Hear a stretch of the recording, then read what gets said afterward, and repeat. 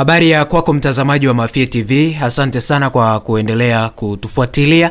Kama ndio kwa mara ya kwanza unatufuatilia Mafie TV, usisahau kusubscribe, kulike, kucomment kwa ajili ya kuendelea kupata update mbalimbali ambazo sitakuwa tunakuwekea hapa ndani ya Mafie TV. Bwana, leo tunakuletea taarifa kuhusiana na kikosi cha Young Africans ambao wapo mbioni kumalizana na baadhi ya wachezaji ambao sisi tutakuwa tunakuainisha hapa, lakini wakiwa mbioni kumaliza msimu wa 2024-25 ambao unaelekea ukingoni, wakiwa na uhakika wa kubeba mataji mawili ambayo mpaka sasa hivi yapo mkononi mwao, ikiwa ni pamoja na CRDB Federation Cup pamoja na ligi kuu ya NBC Tanzania bara.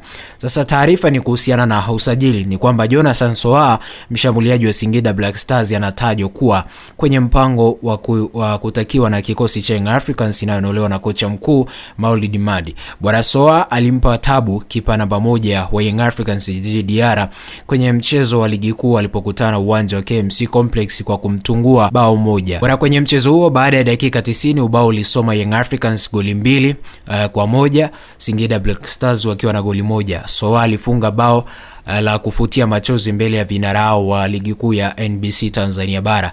Taarifa zinaeleza kuwa mchezaji mwenyewe anapenda kucheza ndani ya kikosi cha Young Africans, jambo ambalo linatoa nafasi kubwa kwa mabingwa watetezi kuipata saini yake mchezaji huyo Jonathan Soa kutoka ndani ya kikosi cha Singida Black Stars. Mshambuliaji huyo anayevaa jezi namba 3 ndani ya ligi kuu amefunga jumla ya mabao 11 akiwa ni miongoni mwa washambuliaji wenye mabao mengi licha ya kujiunga na timu hiyo kwenye dirisha dogo la usajili. Usisahau kusubscribe, kulike, kucomment, kushare kwa ajili ya kuendelea kupata update mbalimbali ambazo sisi tutakuwa tunakuwekea hapa ndani ya Mafie TV.